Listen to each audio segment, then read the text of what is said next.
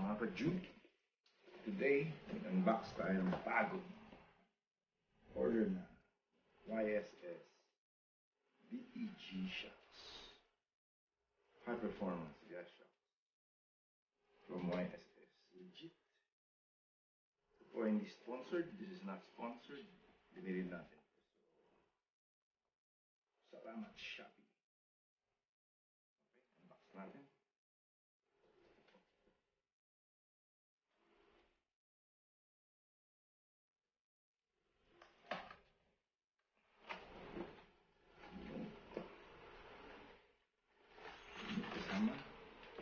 Tools,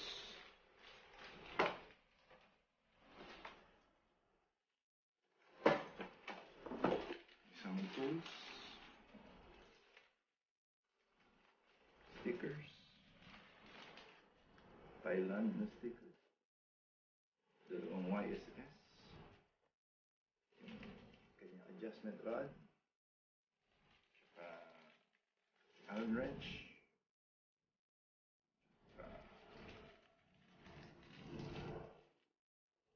bolts, bottom part, kasi malapad yung ilalim compared to stock. Of course, natin yan. Pinaka highlight. Sorry.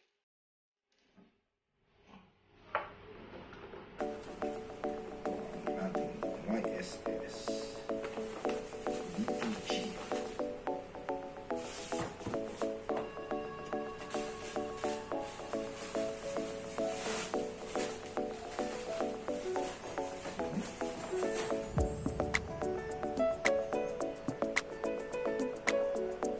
Naka-invert siya pag kinabit sa stock. Ganyan. Ito. Taas.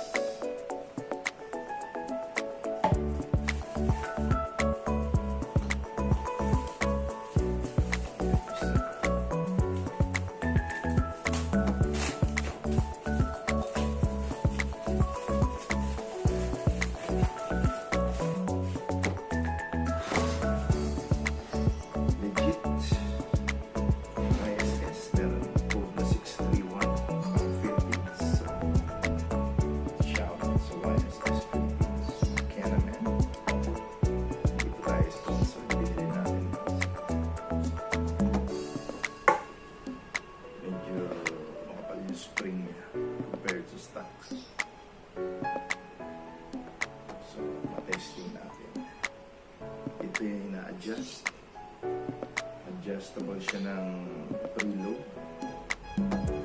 soft, tsaka hard. Ito yung pang-adjust, pang-ikot, yung rod niya.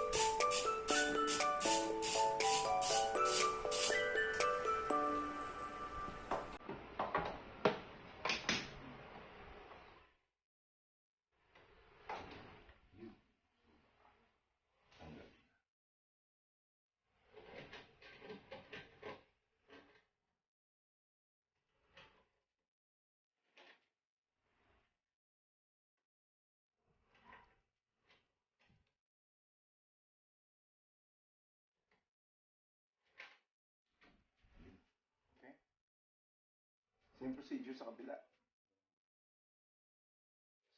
Kapit natin to.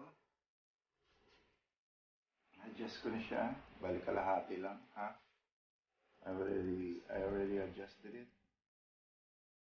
Try natin yung halfway with soft and hard. Unahin sa taas.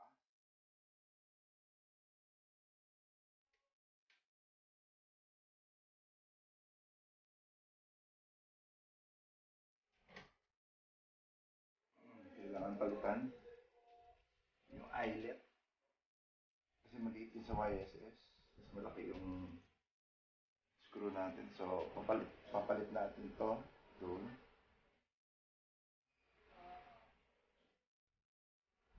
Papalitan mo to sa original.